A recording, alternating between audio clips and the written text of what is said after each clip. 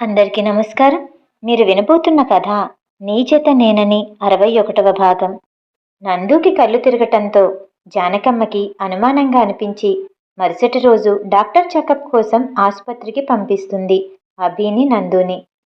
వారికి తోడుగా ఆమెని కూడా వెళ్తుంది.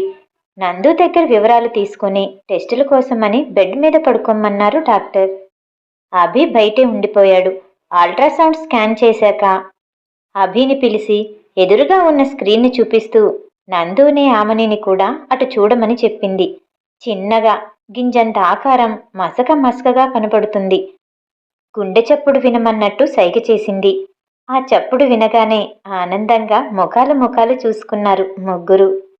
ఆ చప్పుడులో ఏదో తేడా ఉండటం పసిగట్టి అనుమానంగా డాక్టర్ వైపు చూశాడు అభి.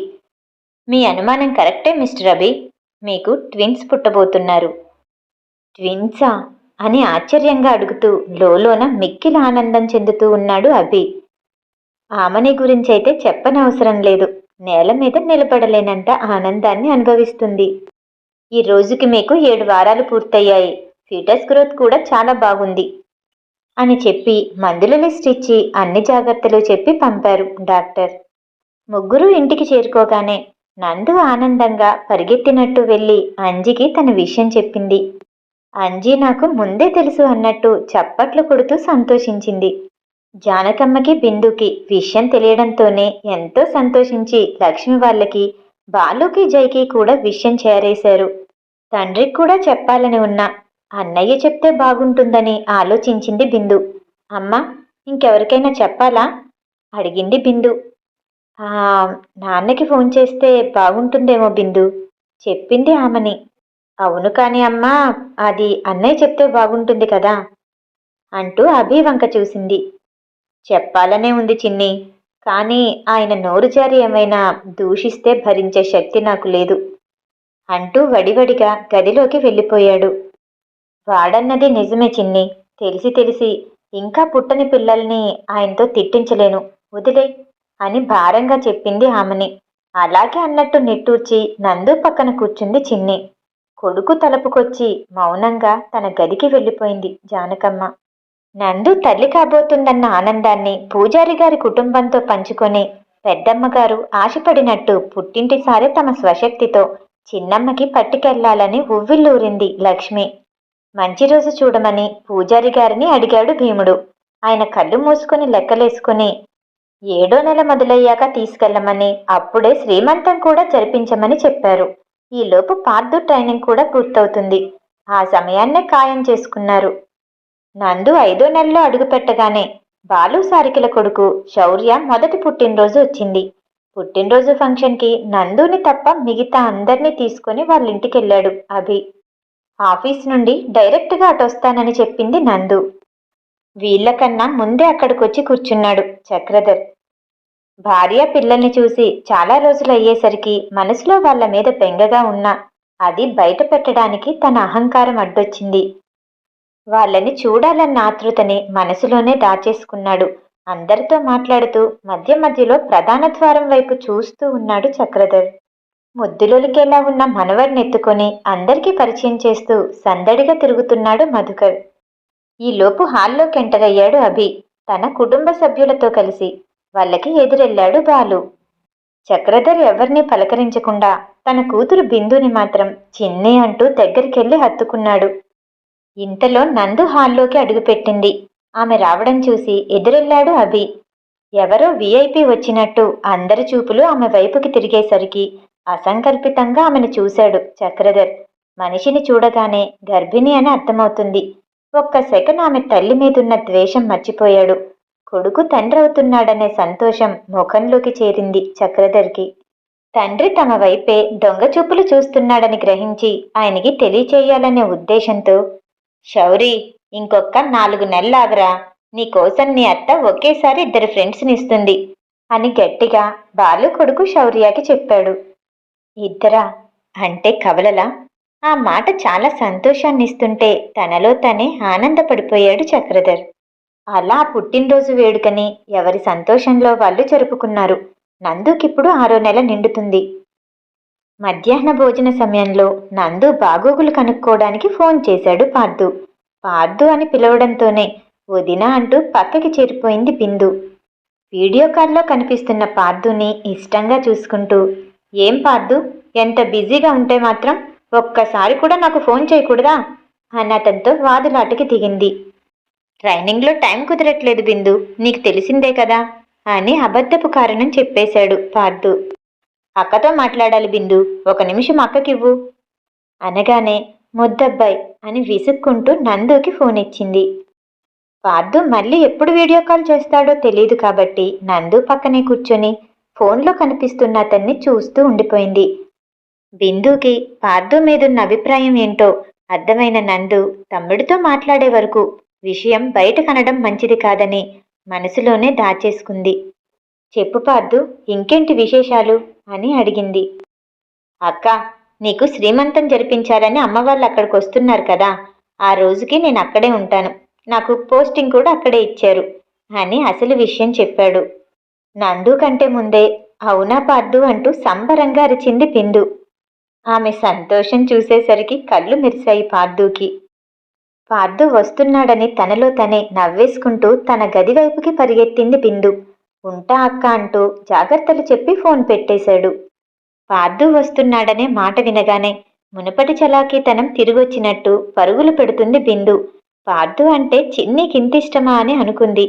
బిందుతో మాట్లాడుతున్నప్పుడు మెరిసిన పార్దు కళ్ళని గుర్తు చేసుకుని పార్దుకి కూడా అదే అభిప్రాయం ఉందా అని ఆలోచించుకుంటూ ఉండిపోయింది నందు. కొన్ని రోజులు గడిచాక అనుకున్నట్టుగానే ఇంట్లో వాళ్ళందరికీ కొత్త బట్టలు, నందుకి చలిమిడి, సారే తీసుకుని హైదరాబాద్ వచ్చారు లక్ష్మీ భీముడు. కాలనీలో తెలిసిన నలుగురిని, బాలు వాళ్ళని మాత్రమే పిలిచారు శ్రీమంతానికి. శ్రీమంతం జరిగే సమయానికి ఇంటికి చేరుకున్నాడు పార్దు. పార్దు రాగానే అతనికి అవసరం ఉన్నా లేకపోయినా ఎదురెదురెళ్ళి ఇది కావాలా అది కావాలా అంటూ అడుగుతున్న చిన్నీని చూసి లోలోన నవ్వుకున్నారు అభి, నందు. బిందు ప్రవర్తనకి లొంగిపోతున్న మనసుని అదుపు చేసుకోవడానికి కష్టపడసాగాడు పార్దు. నందు శ్రీమంతం కార్యక్రమం ముగిసిన మర్నాటి రోజు పొద్దున్నే పార్దుతో మాట్లాడాలని అతన్ని తన గదిలోకి తీసుకెళ్లాడు రాఘవయ్య. పార్దు, అభికి తెలియకుండా ఒక్కసారి నన్ను చక్రి దగ్గరికి తీసుకెళ్తావా అని అడిగాడు. బావకి తెలియకుండానా? వద్దండి, మామయ్య గారు మీ మాట వినిపించుకోరు. ఆయన అనే మాటలకి మీకేమైనా అయితే బావ నన్ను ఊరుకోరు అని చిన్నగా చెప్తూ నచ్చ చెప్పబోయాడు. అభికి చెప్తే నన్ను వెళ్ళనివ్వడు, దగ్గరుండి తీసుకెళ్ళమంటే అక్కడ నన్ను వాడు మాట్లాడనివ్వడు. చక్రితో నేను మాట్లాడాలి, నా కొడుకుతో నేను మాట్లాడాలి. అందుకే ఒక్కసారి నన్ను వాడి దగ్గరికి తీసుకెళ్ళు అని దీనంగా అభ్యర్థించారు. పెద్దయిన మాట కాదనలేక సరే అన్నట్టు తలూపాడు పార్దు. కానీ తాతగారు, నా పనుల వల్ల మా అక్కకి ఏ నష్టం వాటిల్లదు అంటేనే మిమ్మల్ని అక్కడికి తీసుకెళ్తాను చెప్పాడు పార్దు. ఆ విషయం తనకి తెలుసన్నట్టు పార్దు భుజం మీద తట్టి ఏమీ అవదన్నట్టు భరోసా ఇచ్చారు. పొద్దున్నే 6 గంటలకల్లా ఇంట్లో నుండి బయలుదేరుదామని హడావుడిగా రెడీ అవుతున్నాడు పార్దు. ఇంతలో డోర్ కొట్టిన శబ్దం వినపడి తీశాడు. జాగింగ్ సూట్ వేసుకుని బిందు నిలబడింది. ఓయ్ ముద్దబ్బాయి, నీతో కలిసి జాగింగ్కి వెళ్దామని పొద్దున్నే లేచి రెడీ అయ్యాను, రా వెళ్దాం అంటూ పిలిచింది. లేదు బిందు, నేను బయటికెళ్తున్నాను, నువ్వెళ్ళు అని చెప్పాడు. ఇంత పొద్దున్నేనా? ఎక్కడికి? నువ్వింకా జాయిన్ అవ్వలేదు కదా బిందు అడిగింది. తాతగారు బయటికి తీసుకెళ్ళమన్నారు బిందు, వెళ్తాను అని మెట్లు దిగసాగాడు. తాతయ్య ఇంత పొద్దున్నే ఎక్కడికి తీసుకెళ్ళమన్నారు? అయినా అన్నయ్యుండగా నిన్నడిగారా? ఎందుకు? తన ప్రశ్నల పరంపర మొదలెట్టింది. ఇన్ని రోజులు బావ ఒక్కళ్ళే అన్నీ చూసుకున్నారు కదా, ఇప్పుడు నేనొచ్చాను కదా, కొన్ని పనులు నేను చూసుకుంటాను అని సమాధానమిచ్చాడు. ఒక్క పనులేనా, లేక మా అన్నయ్య బాధ్యతలు కూడా తీసుకుంటావా అని తెలివిగా అడిగింది. బాధ్యతలా? ఏంటవి అడిగాడు పార్దు. హా, నేనే నేనే మా అన్నయ్య బాధ్యతని కదా, మరి నా బాధ్యత నువ్వు తీసుకుంటావా అని అతనితో సమానంగా నడుస్తూ అతని చెవి పక్కకొచ్చి గారాబంగా అడిగింది. అడగడమైతే అడిగేసింది, కానీ పార్దు ఏమంటాడా అని ఆతృతగా అతడినే చూడసాగింది. బిందు అన్నమాట అర్థమై అడుగు ముందుకు వేసేవాడల్లా ఆగి 5 నిమిషాలు టైం తీసుకున్నాడు. నీ విషయంలో బావ బాధ్యతని పంచుకుంటాను. నీకిష్టమైన అమెరికా వరుడిని ఎక్కడైనా వెతికి పట్టుకుంటాను బిందు అని లేని నవ్వుని నటించాడు. నువ్వేమి మా అన్నయ్యతో కలిసి నా బాధ్యత పంచుకోనక్కర్లేదు. నేనేమి మా అన్నయ్యకి బరువు కాదు. తను ఏడుస్తున్న విషయం పార్దు కనిపెట్టకూడదన్నట్టు వెనక్కి తిరిగి తన రూమ్ వైపుకి పరిగెత్తింది. బిందు బాధపడుతుందని అర్థమవుతున్నా తన మీద ఆమె ఆశలు పెంచుకోవటం మంచిదో కాదో తనకే తెలియక తన ఆమెకి దూరంగా ఉండటమే ఆమెకి మంచిదనుకొని ఆమె వెంట వెళ్లకుండా తాతగారి దగ్గరికి వెళ్ళాడు పార్దు. ఏడుస్తూ పైకెళ్లిన బిందుని చూసి అభి తన వెంటే వెళ్ళాడు. తన గదిలోకొస్తున్న అభిని చూసి పార్దుని చూపిస్తూ ఒక్కసారిగా ఏడ్చేసింది. ఏమైంది చిన్ని? ఏమైనా అన్నాడా పార్దు అని ఆమెని ఓదారుస్తూ అడిగాడు. మరి అంటూ వాళ్ళిద్దరి మధ్య జరిగిన సంభాషణ పూసగుచ్చినట్టు చెప్పింది. అమెరికా అబ్బాయా? అమెరికా అబ్బాయి అని ఎందుకన్నాడు పార్దు? తనలో తానే ప్రశ్నించుకుంటూ బయటికి అన్నాడు అభి. అది నాన్నెప్పుడు చూసినా అమెరికా సంబంధం అనేవాళ్ళు కదన్నయ్య. అదే విషయం నేను ఒకసారి పార్దుకి చెప్పాను అంటూ అమాయకంగా చెప్పింది. హా, నువ్వే చెప్పావా అని తల మీద మొట్టాడు. అందుకే నోరెప్పుడూ అదుపులో ఉంచుకోవాలి. ఉంది కదా నోరు అని బడబడ మాట్లాడేశావనుకో, ఇదిగో ఇలాగే వేరే అర్థం తీసుకుంటారు అంటూ వివరించాడు. అన్నయ్య, తనకు అర్థమయ్యేలా ఎలా చెప్పాలో కొంచెం చెప్పరా? అలాగే చెప్పేస్తాను అంటూ అడిగింది. చెల్లెల మాటకి ఆమె వైపు కళ్ళెత్తి చూసి తల మీద ఒక్కటిచ్చాడు. నేను నీ అన్ననే అంటూ గుర్తు చేశాడు. కొట్టిన దగ్గర రుద్దుకుంటూ, అందుకే కదన్నయ్య నిన్నడిగాను. చెప్పు, ఉదయన్కి నువ్వు ప్రపోజ్ చేసే ఉంటావు కదా, ఎలా చేసావు? నందుకా? నేనా? దేవుడి దయ వల్ల అలాంటి కష్టం నాకు రాలేదే. నిజమే చిన్ని, చిన్నప్పుడే పెళ్ళైంది కాబట్టి బుద్ధిగా నన్ను ఒప్పుకుంది. కానీ ప్రేమ దోమ అని పూలు పట్టుకొని ప్రపోజ్ చేసుంటే పువ్విచ్చిన నా చేతిని మడి చేసి నా పాకెట్లోనే పెట్టేసేది అని భయపడుతున్నట్టు నటిస్తూ చెప్పాడు. ఆ మాటలకి బిందు కిలకిలమని నవ్వేసరికి చెల్లెలతో పాటు తను కూడా నవ్వేశాడు. చిన్ని, నందు పార్దు ఇద్దరు ఆలోచనలు దగ్గర దగ్గర ఒకేలాగా ఉంటాయి. వాళ్ళ మనసుల్లో ఉన్న భావాల్ని బయటికి స్వతంత్రంగా వ్యక్తం చేయరు, మనం వాళ్ళకి ఎంతో దగ్గరైతే తప్ప. అయితే అన్నయ్య, అసలు పార్దుకి నన్ను చేసుకోవడం ఇష్టమేనంటావా అంటూ అనుమానంగా అభిని చూసింది. చిన్ని మీద పార్దు అభిప్రాయం ఏంటో ఒక అవగాహనకి రాక, నిన్ను చేసుకోమని పార్దుని నేను అడుగుతాను చిన్ని. అతని మనసులో వేరెవరూ లేకపోతే అభ్యంతరం చెప్పడని అనుకుంటున్నాను. అవునా అన్నయ్య? అతని మనసులో ఎవరూ లేరు, అయితే ఈరోజే అడుగుతావా అని ఆరాటంగా అడిగింది. ప్రతిదానికి సమయం సందర్భం ఉంటుంది. పార్దు కన్నా ముందు మనం అడగాల్సింది అత్తమ్మ మామయ్యని. అమ్మకి తాతయ్యకి ఒక మాట చెప్పి ఆయనతో వాళ్ళని అడిగిస్తాను, సరేనా? అయ్యో అన్నయ్య, అత్త వాళ్ళకి పార్దు ఎవరిని చేసుకున్నా పర్లేదంట, అందుకు పార్దుని అడిగేసే అన్నయ్య అంటూ ఇదివరకు జరిగిన మాటలు చెప్పింది. సరే, ముందు పార్దుని అడుగుతాను అంటూ ఆగాడు అభి. అన్నయ్య, ఎప్పుడు ఎప్పుడు అడుగుతావు చెప్పు? బిందు ఆత్రం చూసి, ఎప్పుడంటే మన ఇంట్లో వాళ్ళకి ఒకేసారి 2 సర్ప్రైజ్లు ఇద్దాం. ఒకటి మీ వదిన మన చేతుల్లో బుజ్జోళ్ళని పెట్టడం, రెండోది నీ పెళ్లి కబురు, సరేనా? సరే అంటూ ఆనందంగా తలూపింది. సమయం 7 గంటలు దాటుతున్నప్పుడు ఆమని కాఫీ అని అరుస్తూ నిద్ర కళ్ళతో మెట్ల దగ్గరకొచ్చాడు చక్రధర్. భార్య ఇంట్లో లేదనే విషయం తెలిసి కూడా ప్రతిరోజు లేవగానే ఆమెని పిలిచే అలవాటుని మానుకోలేకపోతున్నా తన బలహీనతకి తన మీద తనే చిరాకు పడిపోయాడు. 4 మెట్లు దిగితే కిందకొస్తాడనగా హాల్లో సోఫాలో కూర్చున్న తండ్రిని చూడగానే కోపంగా అతని పక్కగా నిలబడ్డ పార్దుని అసహ్యంగా చూశాడు. సాంబయ్య, ఎక్కడ చచ్చావు? ఎందుకు రానిచ్చావు వీళ్ళని అని పెద్ద పెద్దగా కేకలు వేశాడు. చక్రధర అరుపులకి వణికిపోతూ, అయ్యా, నేను వద్దంటే మీతో మాట్లాడాలని అని నసిగాడు. చేతులు కట్టుకొని నిలబడ్డ సాంబయ్య. ఆయన మీతో మాట్లాడాలని వచ్చారు.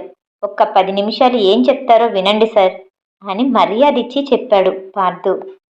మర్యాదగా ఇక్కడి నుండి వెళ్ళిపోండి, ఎవరి మాట ఎవరు వినాలి అని పార్దుని ఆవేశంగా అడిగాడు. తాతగారికి నోరు విప్పే అవకాశం చక్రధర్ ఇవ్వడని అర్థమైంది.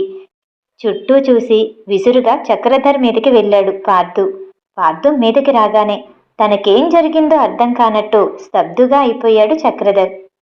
స్పృహలోకి రాగానే తను డైనింగ్ చైర్లో చేతులు వెనక్కి కట్టేసి కూర్చునున్నాడని అర్థమైంది. ఏయ్, ఏం చేస్తున్నావు? కట్లిప్పు అని అరవబోతూ వీపు వెనకగా తగిలిన స్పర్శకి కత్తి పెట్టాడనుకుని ఏం ఏం కావాలి నీకు అంటూ పార్థు మీద అరిచాడు. అరవకండి, మాట్లాడకండి. 10 నిమిషాలు మాట్లాడకుండా ఆయన ఏం చెప్తున్నారో వినండి. మాట్లాడారో అని పట్టుకున్న ఫోర్కుని ముందుకి నొక్కాడు. అది కత్తనుకుని భయపడిపోయి తండ్రి వంక కోపంగా చూస్తూ ఉండిపోయాడు చక్రధర్.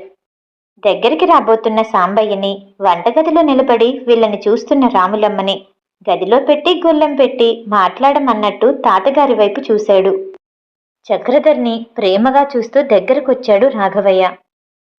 ఒరే చక్రి, కావాలని నేనేమీ చేయలేదురా. తమ్ముడు, రక్త సంబంధం, కలిసి పెరిగిన అనుబంధం. వాడు ఆదర్శాలకి పోయాడని అందరూ నీళ్ళొదిలేసినా వదులుకోలేకపోయాను. విధివాడిని అర్ధాయుష్కుడిని చేస్తే వాడికున్న ఒకే ఒక్క నలుసు తిరిగి ఆ ఇంటికే చేరుతుందని తెలిసి మొదట ఊరుకున్నాను. అది ఆడపిల్ల. ఆ ఇంట్లో పెరిగితే దాన్ని కూడా ఆ ఊబిలోకే దించుతారనే ఊహ రాగానే ఇక ఆగలేకపోయాను.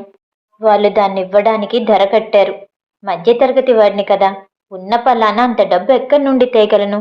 అందుకే వారసత్వంగా సంక్రమించిన ఆస్తిని అడ్డేసి దాన్ని వాళ్ళ చెర నుండి తప్పించాను. మాతో పాటు నువ్వు కూడా పావనిని నీ చెల్లిగా ఒప్పుకున్నావనే భ్రమలోకి లోనయ్యాను. అదే భ్రమలో చాలా రోజులుండిపోయాను. తండ్రి నిర్ణయాన్ని పిల్లలు ఆచరిస్తారని అనుకున్నాను గాని ఎదుగుతున్న పిల్లల అభిప్రాయాలకు తల్లిదండ్రులు కూడా విలువివ్వాలనే చిన్న విషయాన్ని విస్మరించాను. అది కూడా కావాలని కాదురా, అవగాహన లేక. మా అమ్మ మాటలు విని దాన్ని నువ్వు చెరువులోకి తోసేశావని, నీకు భయం చెప్తే ఇంకోసారి అలాంటి ఆలోచన చేయవని అలా అనుకున్నానే గాని అసలు నీకు దాన్ని మన ఇంటికి తీసుకురావడం ససేమిరా ఇష్టం లేదని, ఆ విషయం అప్పుడే తెలుసుంటే అసలు దాన్ని మన ఇంటికి తెచ్చేవాడినే కాదు. కన్న కొడుకు కంటే తమ్ముడు కూతురు ఎక్కువ నాకు? కాదు, ముమ్మాటికి కాదు. ఆ మాట ఎక్కడో తగిలింది చక్రధర్కి. దాని పొస నీకు గిట్టడం లేదని ఆ రోజే గ్రహించుంటే దాన్నెవరికైనా దత్తతిచ్చేసేవాడిని, లేదా ఏదైనా అనాథాశ్రమంలో చేర్పించేవాడిని. క్షమించు చక్రి, అవగాహన లేని నీ తండ్రి పొరపాటును పెద్ద మనసు చేసుకుని క్షమించరా అని బాధగా అడుగుతూ కూలబడినట్టు నేల మీద కూర్చుండిపోయారు. తను వింటున్నది చూస్తున్నది నిజమో కలో అన్నట్టు చక్రధర్ చూస్తూ ఉండిపోయాడు. కింద కూర్చుండిపోయిన తాతగారిని పొదివి పట్టుకుని లేపి అక్కడే ఉన్న సోఫాలో కూర్చోపెట్టాడు పార్థు. నీ భార్య, ఆమెని చదువులేదు, కట్నం తీసుకురాలేదు. ఆడపిల్ల తెచ్చే కట్నం మీద నువ్వు పెట్టుకున్న ఆశలు గ్రహించలేకపోయాను. కట్నం తీసుకోకుండా ఆమెని నీకు కట్టబెట్టాను. అదంతా ఆదర్శాల కోసం కాదు. తనలో నేను చూసిన గుణాలు ఇన్నేళ్ల కాపురంలో నువ్వు గ్రహించలేకపోయావా? పోనీ నీ పిల్లల్ని విలువలతో ఎలా పెంచిందో చూశాక కూడా నీ భార్య ఎంత సమర్థురాలో అంచనాకి రాలేకపోయావా అని అతను నొచ్చుకోకుండా శుతిమెత్తగా ప్రశ్నించాడు. కొడుకు ముఖంలో మారుతున్న భావాలు గమనించి, నందు చిన్నదైనా జీవితం మీద దానికున్న అవగాహన గొప్పదిరా. దాన్నలా పెంచిన వాళ్ళ నానమ్మ గొప్పవాళ్ళు. అది తలుచుకుంటే మనం దానికి చేసిన ద్రోహానికి ఒక్క సమాధానంతో బదులు చెప్పగలదు. అదేంటో తెలుసా? అభి. ఆ మాట వినగానే అయోమయంగా చూశాడు చక్రధర్. హా, నీ కొడుకే. వాడు తనకు వద్దని నందు ఒక్క మాట చెప్పుంటే వాడు ఏమైపోయేవాడో తెలుసా? దాన్ని విడిచి బతకలేక పిచ్చివాడైపోయేవాడు. అది చాలదా నందు మనల్ని శిక్షించాలంటే? కానీ అది ప్రతీకారాన్ని కోరుకోలేదు, ప్రేమని కోరుకుంది. వాడు తన పక్కనుంటే చాలనుకుంది, అంతే. క్షమించేసింది. క్షమాపణ అడగకుండానే మనందర్నీ క్షమించేసింది. అలాంటి దాన్ని నీ కొడుకు కోసం నువ్వు దగ్గరకు తీయలేవా? నీ కోడలుగా అంగీకరించలేవా అని సూటిగా ప్రశ్నించాడు. రాఘవయ్య చక్రధర్కి చెప్పాల్సిన మాటలన్నీ చెప్పి ఇంట్లో నుండి అడుగు బయటకు పెట్టారు. తాతగారి వెంట కదలబోతూ వెనక్కి తిరిగి, సార్, మీరు మాట్లాడనివ్వడం లేదని అలా చేయాల్సి వచ్చింది. ఏమనుకోకండి. అని నిదానంగా చెప్పి తాతగారిని అనుసరించాడు పార్థు. తండ్రి మాటలు చెవుల్లో రింగుమని తిరుగుతుంటే పార్థు మాటలు వినపడనట్టు ఏమీ మాట్లాడకుండా అలాగే స్తబ్దుగా కూర్చుండిపోయాడు చక్రధర్. పార్థు డోర్ తీయడంతో బయటకొచ్చిన రాములమ్మ సాంబయ్య మౌనంగా శూన్యంలోకి చూస్తూ కూర్చున్న చక్రధర్ని చూసి కదల్చడానికి భయమేసి ఎవరి పనుల్లో వాళ్ళు లీనమయ్యారు. మరికొద్ది క్షణాలు చూసి రాములమ్మ వచ్చి 2 సార్లు పిలిచింది. ఆమె వంక నిర్లిప్తంగా ఒక చూపు చూసి మాట్లాడకుండా లేచి తన గదికి వెళ్లి తలుపు పెట్టుకున్నాడు. ఆయన వైఖరి అనుమానంగా అనిపిస్తుంటే ఎందుకైనా మంచిదని అభికి కాలు కలిపింది. అభిబాబు, పొద్దు పొద్దున్నే మీ తాతగారు అంతకుముందు మన ఇంటికొచ్చిన అబ్బాయి ఉన్నాడే, ఆ అబ్బాయిని తోడు తీసుకొని ఇక్కడికి వచ్చారు. ఆ అబ్బాయి అంటూ పార్థు ఏం చేశాడో చెప్పింది. అయ్యగారిని గాయపరచలేదు గాని వాళ్ళెళ్ళిన తర్వాత అయ్యగారు మనుషుల్లో లేరు బాబు అని విషయం చెప్పింది. ఇంట్లో ఉన్న అభికి విషయం ఏంటో అర్థం కాలేదు. అక్కడ వాళ్ళందరి ముందు మాట్లాడలేక పక్కకెళ్ళి, ఏమీ అవదులే రాములమ్మ, ఆయన్ని గమనించుకుంటూ ఉండండి, ఏదైనా అవసరం ఉంటే వెంటనే ఫోన్ చేయి అని చెప్పి ఫోన్ పెట్టేశాడు. పార్థు అంటే నాన్నకి ముందు నుండి మంచి ఉద్దేశం లేదు. అలాంటిది ఇప్పుడు తను చేసిన పనికి ఎంత కోపం తెచ్చుకుని ఉంటారు. అసలు అక్కడికి వెళ్తున్నప్పుడు నాతో ఒక మాట చెప్పాలి కదా, అవసరం లేదా అని లోలోననుకుంటూ అసహనంగా అటూ ఇటూ తిరగసాగాడు అభి. అభి అలా తిరగడం గమనించి నందు ఏమైంది అంటూ చిన్నగా అడిగింది. అబద్ధం చెప్పలేక ఆమెకి నిజమే చెప్పాడు. ఏంటి, పార్థు తాతయ్య అక్కడికి వెళ్ళారా, ఎందుకు అని అయోమయంగా అడిగింది. అదే తెలీదు, తాతయ్య రాగానే కనుక్కుంటాను. సరే, నీకు టైం అవుతుంది కదా, పద వెళ్దూ గాని అంటూ అక్కడి నుండి రాబోయాడు అభి. అభి, మీరు నాకు నిజమే చెప్తున్నారు కదా, మామయ్య గారికి ఏమీ కాలేదుగా, బానే ఉన్నారా అని కళ్ళల్లోకి చూస్తూ అడిగింది. ఆ మాటకి నవ్వేస్తూ, ఎప్పుడు అబద్ధాలు ఆడేవాడు నిజాలు చెప్పినా ఎవ్వరూ నమ్మరమ్మా, అది నాకు బాగా అర్థమైంది అంటూ ఆమె నుదుటి మీద ఢీకొట్టాడు. నందు కారులో వెళ్ళగానే ఇంటికొచ్చారు రాఘవయ్య పార్థు. పొద్దు పొద్దున్న ఎక్కడికెళ్లారు అడిగాడు అభి. అభి మాటకి తలెత్తి ఒక చూపు చూసి సమాధానం ఇవ్వకుండానే ఇంట్లోకి వెళ్ళిపోయాడు రాఘవయ్య. ఆయనటు కదలగానే బావా అంటూ అభి ముందుకొచ్చి జరిగిన విషయం విపులంగా చెప్పాడు పార్థు. ఆవేశంగా ఆయన గదిలోకి వెళ్ళాడు అభి. వాళ్ళ కుర్చీలో కూర్చుని గది సీలింగ్ వైపు దృష్టి నిలిపిన ఆయన్ని, తాతయ్య, మీరెళ్ళి ఆయన్ని క్షమాపణ అడగడం ఏంటి అంటూ ఆవేశపడ్డాడు. ఆవేశపడద్దు అన్నట్టు చేయి పట్టుకుని, వాడు నా కొడుకు అభి, పావని మీద ద్వేషం పెంచుకోవడానికి ఇన్ని అనర్థాలకి మూల కారణం నేనే. తప్పు చేస్తే చిన్న పెద్ద అనే తేడా ఏముంది, ఎవరినైనా క్షమాపణ అడగొచ్చు అని నెమ్మదిగా చెప్పాడు. నా వంతు ప్రయత్నం నేను చేశాను, చూద్దాం ఏం చేస్తాడో అంటూ వెనక్కి వాలి కళ్ళు మూసుకున్నాడు. అభి పార్థు ఆయన మాటలు విని ఒకరినొకరు చూసుకుని అక్కడి నుండి కదిలారు. కన్న కొడుకు కంటే తమ్ముడు కూతురు ఎక్కువ నాకు అని పదే పదే తన తండ్రి తన్ని ప్రశ్నిస్తున్నట్టు అనిపించింది. అలా వారం రోజులు గడిచింది. రాత్రి 11 గంటలప్పుడు నిద్ర పట్టక పక్క మీద వేరే వైపుకు తిరగడానికి ప్రయత్నించింది. బరువుకి ఒకవైపు నొప్పిగా అనిపించేసరికి అమ్మ అంటూ పొట్ట మీద చేసుకుంది నందు. నందుని దగ్గరికి తీసుకుని చిన్నగా జోకొడుతూ నిద్ర కమ్ముకొచ్చేసరికి వెనక్కి వాలి కళ్ళు మూసుకున్నాడు అభి. ఇంతలో మోగింది అభి ఫోన్. డిస్ప్లేలో పేరు చూసి కంగారుగా లేవబోయాడు. నెమ్మదిగా నందు తల దిండు మీదకి చేర్చి పక్కన దిల్లు పెట్టి ఫోన్ లిఫ్ట్ చేశాడు. అభిబాబు, అయ్యగారు మూసిన కన్ను తెరవడం లేదు, ఒళ్ళు కాలిపోతుంది అని కంగారుగా చెప్పింది రాములమ్మ. నేను వెంటనే వస్తున్నాను, ఈ లోపు తడిగుడ్డ పెడుతూ ఉండండి అని హడావుడిగా చెప్పి షర్టు వేసుకుంటూ నందు వైపు చూశాడు. అప్పుడే నిద్ర పట్టినట్టు పడుకున్నామని లేపలేక తల్లి గది వైపుకి వెళ్ళాడు. విషయం చెప్పి నందు దగ్గర తల్లిని ఉంచుదామనే ఉద్దేశంతో. అభి మాట వినగానే నిద్రమత్తు మొత్తం వదిలిపోయింది ఆమెనికి. బిందుని లేపి విషయం చెప్పి నందుకి తోడుగా ఉండమని ఆమె గదికి పంపి కొడుకుతో బయలుదేరింది ఆమెని. ఆసుపత్రిలో ఎమర్జెన్సీ వార్డులో జాయిన్ అయ్యాక బ్లడ్ టెస్టు రాసి సెలైన్ పెట్టారు చక్రధర్కి. లోలోన కంగారు పడుతూ ఆయన పక్కనే మంచం మీద కూర్చుని నుదుటి మీద తడిగుడ్డని మారుస్తూ కూర్చుంది ఆమెని. ఇంతలో తలుపులు బల్లున తోసుకొని నాన్న అని అరుస్తూ లోపలికొచ్చింది చిన్ని. ఆ శబ్దానికి స్పృహ అయితే వచ్చింది గాని నీరసం మీద కళ్ళు తెరవలేక అలాగే కదలకుండా పడుకున్నాడు చక్రధర్. చిన్ని, చిన్నగా అరవకు అని చెప్పి ఆమె వెనకే వచ్చిన నందుని, నానమ్మని, పార్థుని చూసి, అరే నందు, నువ్వెందుకొచ్చావిక్కడికి అని అడుగుతూ తన ముందుకెళ్ళాడు అభి. స్పృహలోకి రాగానే భార్య చేతి స్పర్శ గుర్తుపట్టి కూతురు కొడుకు గొంతులు విని తన కోసం వాళ్ళొచ్చారని అర్థమైంది చక్రధర్కి. అభి అరుపుతో నందు కూడా వచ్చిందని అర్థమై అలాగే పడుకుని ఉన్నాడు. అభి తిడతాడేమోనని భయపడుతూ అది మామయ్యకి బాలేదని అంటూ నసిగింది. నాన్నకి డెంగ్యూ ఏమో అని అనుమానంగా ఉంది. రిపోర్ట్స్ ఇంకొంచెం సేపట్లో వస్తాయి. ఇలాంటి సమయంలో నువ్వు ఇక్కడికి రావటం మంచిది కాదు నందు. ఆ మాటకి అందరూ కంగారు పడిపోయారు. నాన్నకి స్పృహ ఎప్పుడొస్తుందో చెప్పలేము. మీరందరూ ఇంటికి వెళ్ళండి అని చెప్పాడు. జానకమ్మ, రాఘవయ్య ఏడుస్తూ అక్కడే కూర్చుండిపోయారు. ఇంతలో డాక్టర్ పిలుస్తున్నారని ఆయన్ని కలవడానికి వెళ్లారు అభి, పార్థు. చాలాసేపటి తర్వాత గదిలోకొచ్చిన వాళ్ళని చూసి ఏమైంది అంటూ అడిగారు అందరూ. ప్లేట్లెట్ కౌంట్స్ తక్కువగా ఉందట, బ్లడ్ ఎక్కిస్తామని చెప్పారు అనగానే అన్నయ్య, నీది నాన్న బ్లడ్ గ్రూపే అని గుర్తు చేసింది చిన్ని. అవును చిన్ని, పార్థుది నాది ఒకటే బ్లడ్ గ్రూప్.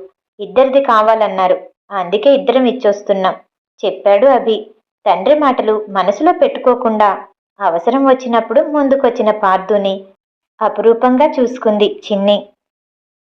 ఈ రోజుతో ఎండ్ కార్డు ఇచ్చేద్దామని ప్రయత్నించాను కానీ మరొక్క 2 భాగాలైతే వచ్చేట్టుంది. ఇంతవరకు నన్ను ఆదరించిన అందరికీ నమస్కారం. మళ్ళీ రేపు కలుద్దాం. నమస్తే.